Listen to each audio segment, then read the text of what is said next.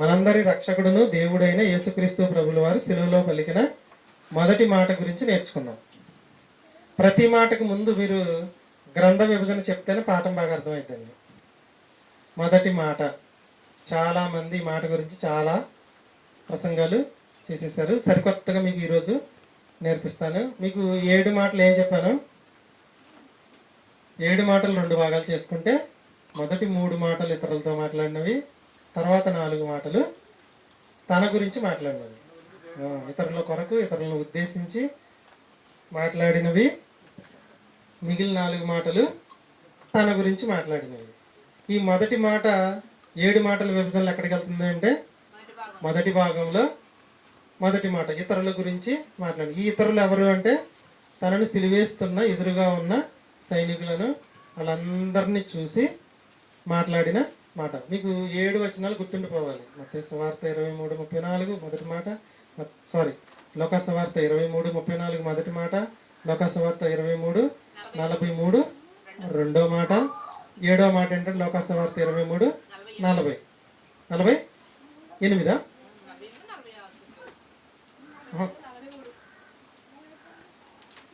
46 కరెక్టే. లోకా సువార్త 23:46, లోకా సువార్త 23:34, 23:43, 23:46 7వ మాట. అది యోహాను సువార్త 19వ అధ్యాయం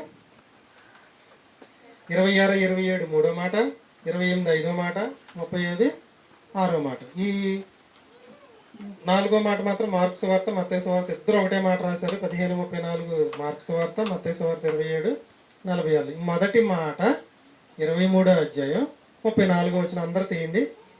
లోకా సువార్త 23వ అధ్యాయం 34వ వచనం. లోకా సువార్త 23వ అధ్యాయం 34వ వచనం. యేసు, తండ్రి వీరేమి చేయుచున్నారు, వీరెరుగరు గనుక వీరిని క్షమించండి. ఎవరు ఎవరితో దేని గురించి మాట్లాడుతున్నారు, ఏ పరిస్థితుల్లో ఉండి మాట్లాడుతున్నారు?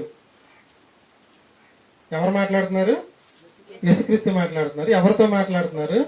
తండ్రితో మాట్లాడుతున్నారు. ఎవరి గురించి మాట్లాడుతున్నారు? సిలువ వేసిన వారి గురించి మాట్లాడుతున్నారు. ఏ పరిస్థితుల్లో ఉండి మాట్లాడుతున్నారు? సిలువ మీద రక్తం కారిపోతూ చావుకు దగ్గరలుగా ఉండి మాట్లాడుతున్న మాట. ఓకేనా? సరే, మీకు పాయింట్ ఒకటి చెప్తాను.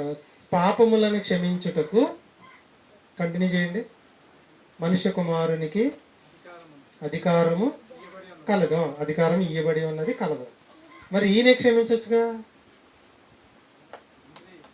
ఈయనకి అధికారం ఉంది కదండి, ఉందా లేదా? మనుష్య కుమారునికి భూమి మీద పాపములను క్షమించుటకు అధికారము కలదు. చూద్దాం రెఫరెన్స్. మార్కు సువార్త 2వ అధ్యాయం 10వ వచనం. చాలా బాగుంటుంది, తీయండి అందరూ. మార్కు సువార్త 2వ అధ్యాయం 10వ వచనం. మార్కు సువార్త 2వ అధ్యాయం 10వ వచనం. మార్కు సువార్త 2వ అధ్యాయం 10వ వచనం. అయితే పాపములను క్షమించుటకు మనుష్య కుమారునికి అధికారము కలదు. నా ఎదురుగా ఉన్న మీ అందరూ, ఈ రోజు నన్ను సిలువేసిన మీ అందరిని నేను క్షమిస్తున్నాను అని అంటే సరిపోద్దుగా? అధికారం ఉన్నప్పుడు క్షమించేసేసేయచ్చు కదా, అనవసరంగా మళ్ళీ దేవుడి దగ్గరికి ఎందుకు? ఇది మార్కు సువార్త 2వ అధ్యాయం 10వ వచనం ప్రకారం పాపములను క్షమించుటకు మనుష్య కుమారునికి అధికారం కలదు. మరి తండ్రిని ఎందుకు అడుగుతున్నారు? ఇక్కడ అన్న మాట ఒకటి ఏంటంటే, వీరేమి చేయుచున్నారో వీరు ఎరుగరు అన్నాడు. మళ్ళీ వాళ్ళు చేసే పని వాళ్ళకి తెలుసా తెలియదండి? పన్ను వద్దని అన్నారు, తెలుసా తెలీదా? నేనే రాజుని అన్నాడు అని అన్నారు, తెలుసా తెలీదా? దేవుడిని అంటున్నాడు అన్నారు, తెలుసా తెలీదా? సిలువ మరణం ఎవరికి వేయాలో తెలుసా తెలీదా? తెలుసు. సిలువ వేస్తే చనిపోతాడని తెలుసా తెలీదా? తెలుసు. కొరడాలతో కొట్టి రోమా గవర్నర్ దగ్గర లేనిపోని అన్ని చెప్పేటప్పుడు చెప్పేది నిజమో కాదో తెలుసా తెలీదా? తెలుసు. వీరు చేసేది ఏదో తెలిసిన యేసుక్రీస్తు ప్రభు ఏమంటున్నాడంటే వీరికి తెలియదు అంటున్నాడు. మనం ఏమనుకుంటామంటే తెలుసా తెలీదా? అమ్మా, మీ ఇద్దరిలో ఒకళ్ళు వెనక్కి వెళ్ళిపోండి. మాట మాట్లాడకూడదు, రికార్డ్ అవుతుందమ్మా. రండి. కొరడాలతో కొట్టి సిలువ వేసిన వీరందరికీ వాళ్ళు ఏమి చేస్తున్నారో తెలుసా తెలియదా? మరి యేసుక్రీస్తుని తెలియదు అంటున్నాడు. ఏమన్నాడంటే వీరు ఏం చేస్తున్నారు, వీరిని క్షమించమన్నాడు. అంటే పాపాలని క్షమించమన్నాడు. పాపాలని క్షమించే అధికారం ఈయనకు ఉన్నా, భూమి మీద ఈయనకు అధికారం ఉన్నా తండ్రిని క్షమించమన్నాడు. మళ్ళీ వీరేమి చేస్తున్నారో వీరు ఎరుగరు అన్నాడు. ఎరుగారా? ఎరగలేదా? తెలుసా తెలీదా? సిలువేసే వాళ్ళకి ఏం చేస్తున్నారో తెలియదండి. వీరు ఏం చేస్తున్నారో తెలీదా? చీట్లు వేసుకుంటున్నారు, బట్టలు చింపేశారు, అవునా? సిలువు మేకులు కొట్టేశారు, సిలువు పైకి వేసేసారు. ఈ మిగిలిన వాళ్ళు ఇద్దరినైతే కాళ్ళు కూడా ఎరగొట్టడానికి సిద్ధపడ్డారు. ఈయనైతే బల్లెంపుతో పొడిసేశారు, నోటికి చీరకని ద్రాక్షారసం అంటించిచ్చారు. అంటే వీళ్ళు ఏం చేస్తున్నారో తెలుసా తెలీదా? బళ్ళింత ఎందుకు పొడిశారు? చచ్చిపోయాడో బ్రతుకున్నాడని చూడడానికి. అంటే ఎరిగారా ఎరగలేదండి? అన్నీ తెలుసు. కానీ మరి ఈయన ఏమంటున్నాడు? ఎరుగరు అంటున్నాడు. ఏ స్థితిలో ఉండి ఎవరి గురించి మాట్లాడుతున్నారు అన్నారు కదా. ఏ స్థితిలో ఉన్నాడు? ప్రస్తుతానికి ప్రాణాపాయ స్థితిలో ఉండి ఎదురుగుండా ఉండి ప్రాణం తీసిన వారిని చూసి, తండ్రి వీరేం చేస్తున్నారు, వీరు ఎరుగరు, వీరిని క్షమించండి. గట్టిగా మాట్లాడితే దీనికి క్షమించే అధికారం ఉంది. కూర్చున్న వాళ్ళందరూ కూడా ఏం చేస్తున్నారో తెలుసు. మరి ఏంటి ఈ మాటలో ఉన్న పరమార్థం? 66 పుస్తకాలు ఒక పక్కన పెడితే సిలువలో పలికిన 7 మాటలు ఒక స్థాయిలో ఉంటాయండి. ఓకేనా? మరి భూమి మీద పాపాలను క్షమించే అధికారం ఈయనకు ఉన్నప్పటికీ ఈ పాపాన్ని మాత్రం నీ దగ్గరికి తీసుకొస్తాను అన్నాడు దేవుడు. అంటే వీళ్ళు చేసిన నేరం ఏదో తీవ్ర స్థాయిలో ఉన్నట్టుంది కదా. ఇది నేను కాదు తండ్రి క్షమించవలసింది, నువ్వు క్షమిస్తేనే ఈ నేరం క్షమించబడుతుంది. భూమి మీద పాపాలను క్షమించడం నాకు అధికారం ఉన్నప్పటికీ ఈ నేరం నా స్థాయిని దాటిపోయింది. నా స్థాయిని దాటిపోయింది కాబట్టి ఎవరు క్షమించాలి? ఇప్పుడు నువ్వే క్షమించాలి. తండ్రి వీరిని క్షమించు అని తండ్రికి అప్పచెప్పడం అనేది జరిగింది. మరి చేసేవాళ్ళు వీళ్ళు చేసేది ఏంటో తెలుసా తెలీదో చూసుకుందాం.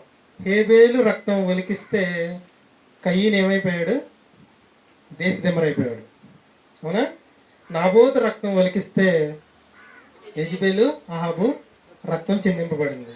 లోకాసువార్త చూడండి 11:51. లోకాసువార్త 11:51. హేబేలు కన్నా నాబోతు కన్నా నీతిమంతుడు ఎవరంటే యేసుక్రీస్తు. ఇప్పుడు యేసుక్రీస్తు రక్తాన్ని ఒలికించారు వీళ్ళు. 11:51. లోకాసువార్త 11:51. కాబట్టి లోకము పుట్టినది మొదలుకొని, అనగా హేబేలు రక్తం మొదలుకొని జకర్యా రక్తం వరకు ప్రవక్తలందరి రక్తము నిమిత్తం మిమ్మల్ని విచారించుదును. వారి రక్తము చిందిస్తేనే వదలలేదండి. ఎవరి రక్తం? హేబేలు మొదలుకొని జకర్యా రక్తం వరకు చిందించిన వారి పాపాలని దేవుడు విడిచిపెట్టల. ప్రవక్తలను చంపిన వాళ్ళ రక్తాన్ని కూడా, పాపాన్ని వాళ్ళని విడిచిపెట్టల. వారి రక్తం చిందిస్తేనే వదిలిపెట్టలేదు. తన కుమారుడైన ఏ పాపము చేయని సిలువలో యేసుక్రీస్తుని రక్తాన్ని ఏం చేశారంటే వీళ్ళు చివరి రక్త బొట్టు వరకు కార్చేశారు. మరి ఏం చేయాలండి?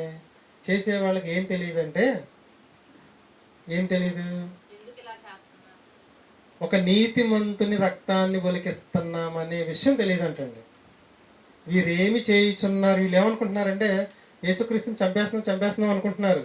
కానీ ఒక ఏ పాపము చేయని నీతిమంతుని రక్తాన్ని ఒలికిస్తున్నాం అనే విషయం వాళ్ళకి తెలియదంట. ఎవరికి? సిలువ వేసేవాళ్ళకి, ప్రధాన యాజకులకు కానీ, పరిసయ్యులకు కానీ, రాజుకు కానీ, చక్రవర్తికి కానీ, భటులకు కానీ, సైనికులకు కానీ, చూస్తున్న ప్రజలందరికి కానీ, కోడాలతో కొట్టిన వాళ్ళకి కానీ ఏం తెలియదంటే ఒక నీతిమంతుని రక్తాన్ని వణికిస్తున్నాము, ఇది ఎంత మహాఘోర పాపము అనే విషయం తెలియదు. అందుకని ఏమన్నాడంటే వీరేమి చేయుచున్నారో వీరు ఎరుగరు. ఏమి ఎరగరు? అమ్మో నీతిమంతుని రక్తాన్ని ఒలికిస్తున్నాం అనే విషయం ఎరగలేదంటండి వాళ్ళు. ఓకేనా? అపోస్తలుల కార్యాలు 2:23 చూడండి. 2:23. అపోస్తలుల కార్యాలు 2:23.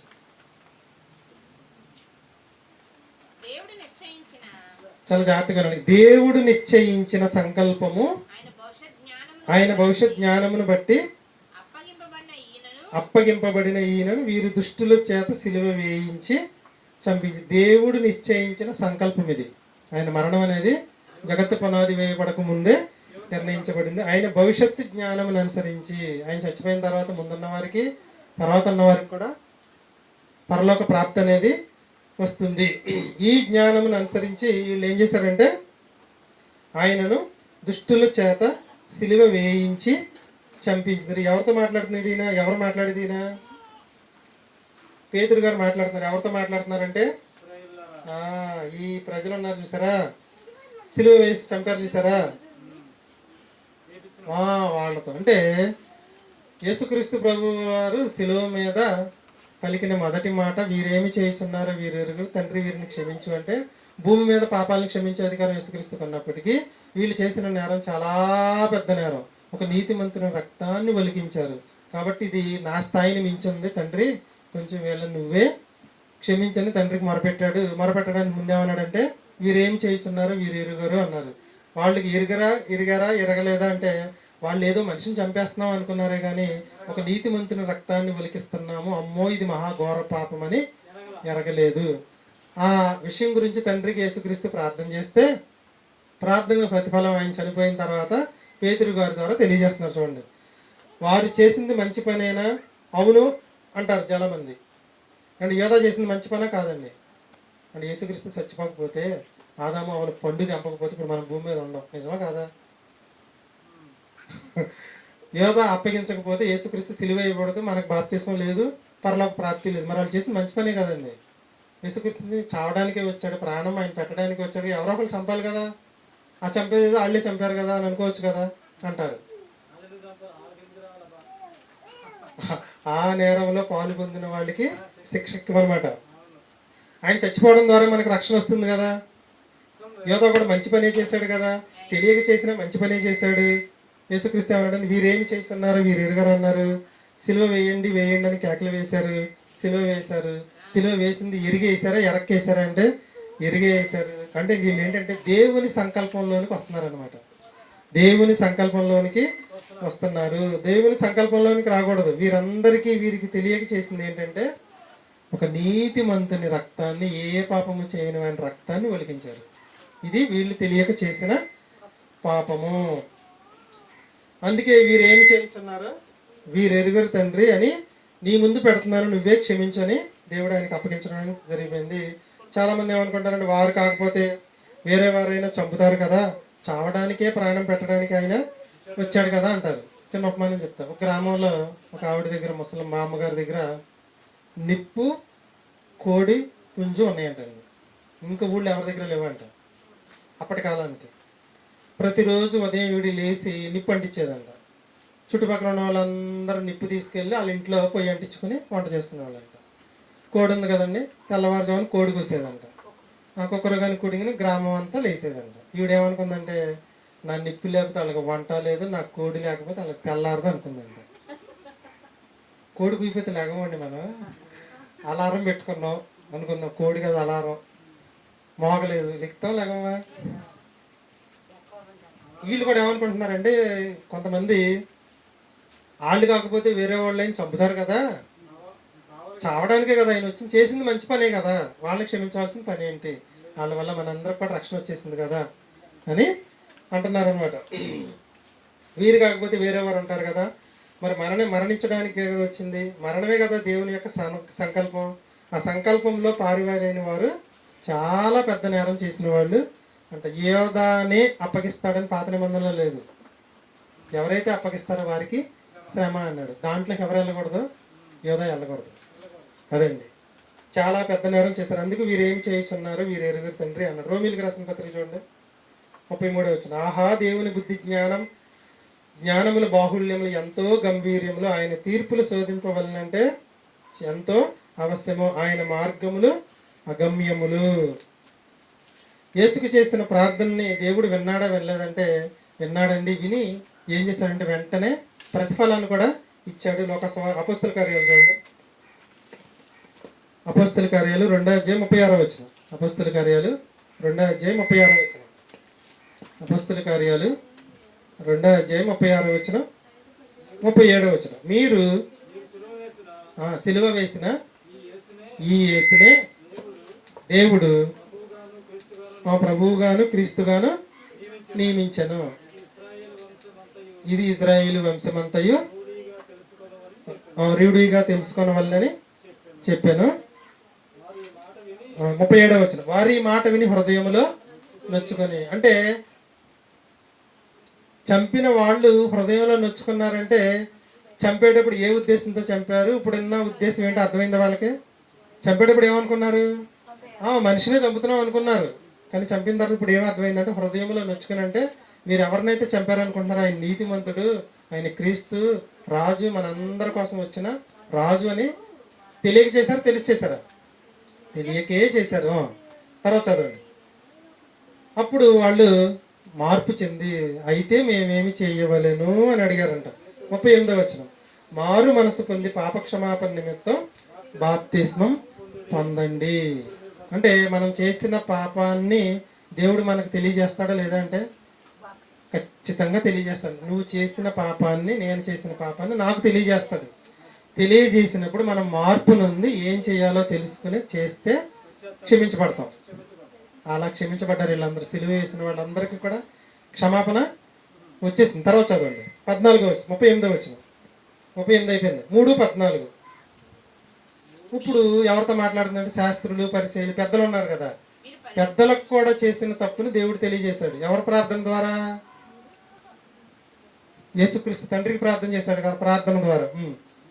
మీరు పరిశుద్ధుడును నీతిమంతుడునైన వానిని నిరాకరించి నరహంతకుడైన దొంగ కావాలని అడిగారు. 15వ వచనం, మీరు జీవాధిపతిని చంపితిరి. చంపేటప్పుడు జీవాధిపతిని తెలుసండి వాళ్ళకి? తెలియదు. ఎలా చంపారంటే ఏదో ఒక మనిషిని చంపేస్తాం అనుకున్నారు. జీవాధిపతిని చంపితిరి. 17వ వచనం, 17వ వచనం, జాగ్రత్తగా రండి. సహోదరులారా, మీరును మీ అధికారులను తెలియక. అప్పుడు యేసుక్రీస్తు అన్నమాట అర్థమైందా మీకు?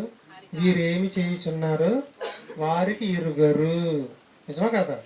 జీవాధిపతిని చంపుతున్నామని తెలియదు, నీతిమంతుల రక్తాన్ని వెలికిస్తున్నామని కూడా తెలియదు.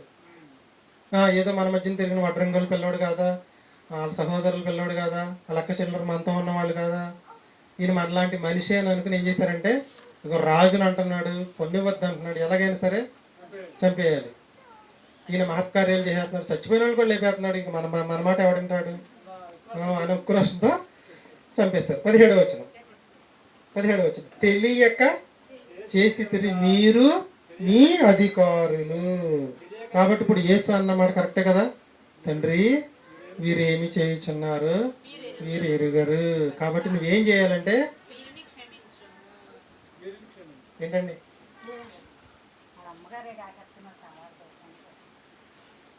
తండ్రి వీరేమి చేయుచున్నారు వీరు ఎరుగరు అన్నమాట వాస్తవమా కదా? వాస్తవం. 3:17 చూసారు, తెలియక చేశారు. 18 చూడండి, 18, అయితే దేవుడు క్రీస్తు శ్రమపడునని సమస్త ప్రవక్తల నోట ముందుగా ప్రచురపరిచిన విషయములను ఎలాగూ నెరవేర్చను. ఎలాగూ మీ ద్వారా నెరవేర్చను. అంతే కదా, వాళ్ళకి నెరవేర్చారు. 23 చూడండి, 23, ఆ ప్రవక్త మాట వినని వాడు ప్రజలలో ఉండకుండా సర్వనాశనము. ఇప్పుడు వీళ్ళు చేసిన తప్పును తెలియజేశాడు, తెలియజేయలేదండి? తెలియజేశాడు. వీరు ఏమి చేస్తున్నారో వీరు ఎరుగరు. అపోస్తల కార్యాలు 13వ అధ్యాయం 27వ వచనం, 13:27. అపోస్తల కార్యాలు 13వ అధ్యాయం 27వ వచనం. యెరూషలేములో కాపురముండు వారును వారి అధికారులను ఆయననైనను ప్రతి విశ్రాంతి దినము చదవబడుతున్న ప్రవక్తల వచనములైనను గ్రహింపక ఆయనకు శిక్ష విధించుట చేత తెలిసి చేశారో తెలియజేశారంటే తెలియక దేవుని సంకల్పాన్ని నెరవేర్చేశారు. దేవుని సంకల్పాన్ని నెరవేర్చారు. 28వ వచనం, ఆయన యందు మరణమునకు తగిన హేతువేదియు కనబడకపోయినను ఆయనను చంపించవలెనని. ఏమని వేడుకోవటం అంటే ప్లీజ్ చంపేయండి, ప్లీజ్ చంపేయండి, ప్లీజ్ చంపేయండి. 29వ వచనం, వారు ఆయనను గూర్చి వ్రాయబడినవన్నీ నెరవేర్చిన తరువాత ఆయనను మాను మీద నుండి దింపి అంటే చచ్చిపోయాడు అనమాట. సమాధిలో పెట్టింది. 2వ అధ్యాయం 37వ వచనంలో ప్రజలు చేసిన పాపాన్ని ప్రజలకు తెలియజేశాడు. 3వ అధ్యాయం 17వ వచనంలో అపోస్తల కార్యాల్లో ఆధ్యాత్మిక అధికారులకు తెలియజేశాడు. అపోస్తల కార్యాలు 13:27లో రాజకీయ అధికారులకు కూడా తెలియజేశాడు. మీరు చేసింది తెలియక చేశారు, నీతిమంతుని రక్తాన్ని ఒలికించారు, తండ్రి వీరేమి చేస్తున్నారు, వీరు ఎరుగరు, వీరిని నేను కాదు నువ్వే క్షమించాలి అని తండ్రికి మొరపెడితే తండ్రి ఇక్కడ భూమి మీద ఉన్న వాళ్ళకి ఆ నేరాన్ని తెలియచేసి బాప్తీసం తీసుకోమని మార్గాన్ని చూపించాడు. ఓకేనండి. వీరేమి చేస్తున్నారు, వీరు ఎరుగరు అనే మాట అర్థమైంది కదా మీకు? దేవుని యొక్క ప్రవచనాల్ని నెరవేర్చే వాళ్ళు 2 రకాలు ఉంటారు. మొదటి రకం ఏంటంటే దేవుని సంకల్పానికి లోబడి నెరవేర్చేవాళ్ళు, దేవుని సంకల్పాన్ని వ్యతిరేకించి నెరవేర్చేవాళ్ళు.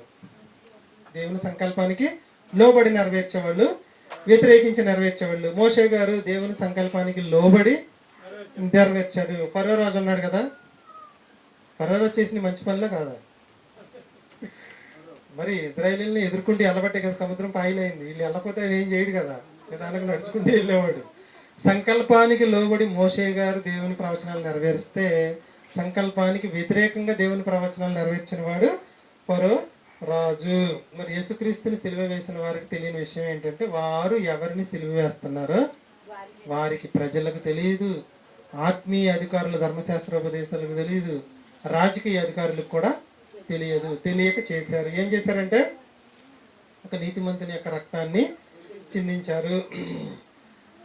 వారందరూ కూడా దేవుడు ఏం చేశాడంటే వాళ్ళు చేసిన పాపాన్ని వాళ్ళకి తెలియజేస్తాడు. ఈ మొదటి మాట ద్వారా మనం తెలుసుకోవాల్సింది ఏంటంటే భూమి మీద మనం ఏదైనా తప్పు చేస్తే ఆ తప్పును కూడా దేవుడు మనకి ఏదో సందర్భంలో తెలియజేస్తాడు. తెలియజేసినప్పుడు ఏం చేయాలంటే మనం తండ్రి తెలియక చేశాను క్షమించు అని, దానికి తగ్గ పరిష్కారం అంటే బాప్తిసం తీసుకోవటం. ఒకవేళ బాప్తిసమే మనం తీసేసుకుని ఉంటే క్షమించమని అడగటం. సహోదరులారా మేమేం చేద్దామని వాళ్ళు అడిగారు.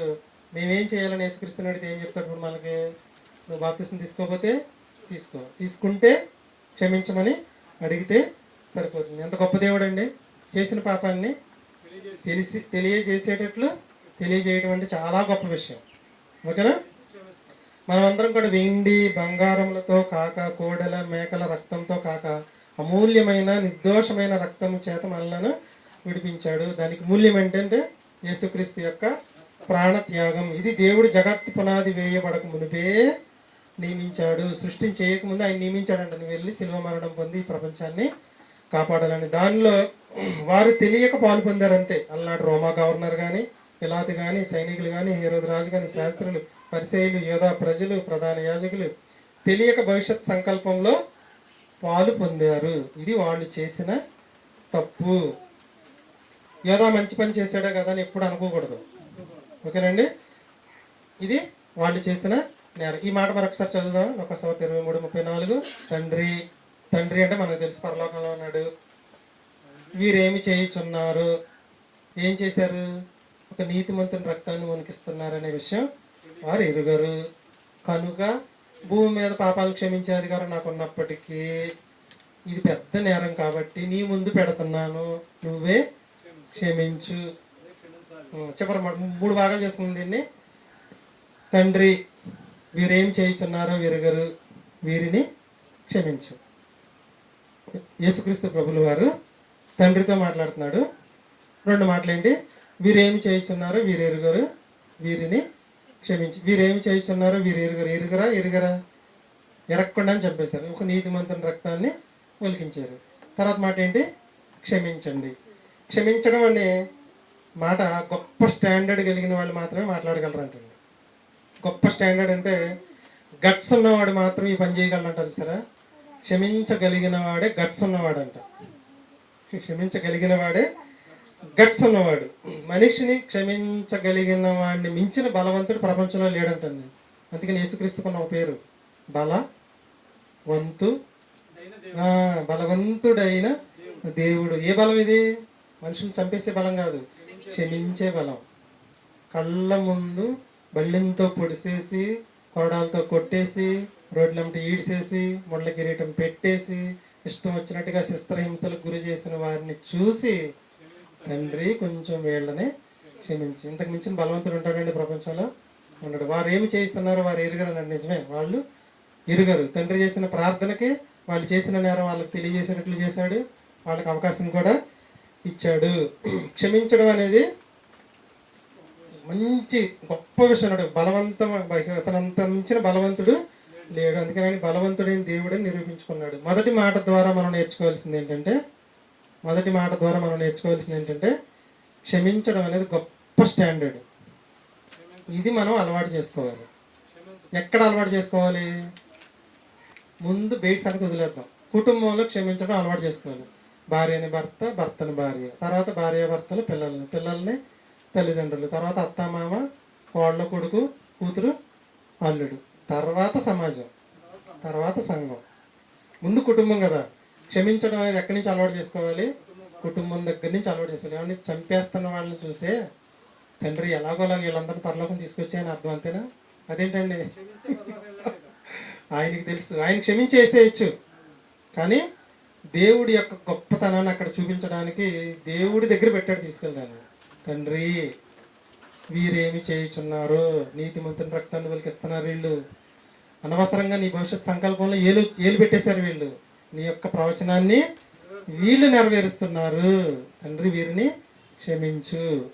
కాబట్టి మనం కూడా ఏమి నేర్చుకోవాలి ఈ మాట ద్వారా అంటే క్షమించడం నేర్చుకోవాలి. మన ఎడలు ఎవరు ఏ నేరం చేసినా, ఘోరం చేసినా, ఏమైనా సరే పగ తీర్చుకోవాలనుకుంటాం.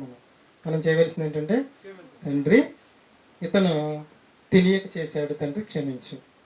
ఇతరుల పాపాలను మనం క్షమిస్తే దేవుడు మన పాపాలని క్షమిస్తాడు. ఇది గొప్ప గుణం. రెండోది ఏంటంటే, మొదటి మాట ద్వారా మనం నేర్చుకోవాల్సిన రెండో మాట ఏంటంటే, దేవుని సంకల్పానికి వ్యతిరేకంగా ఏ ప్రవచనాన్ని మనం నెరవేర్చకూడదు. సంకల్పానికి లోబడి ఆయన ఆజ్ఞ ప్రకారమే జీవించాల్సి, ఆజ్ఞకు వ్యతిరేకంగా మనం ఉండకూడదు.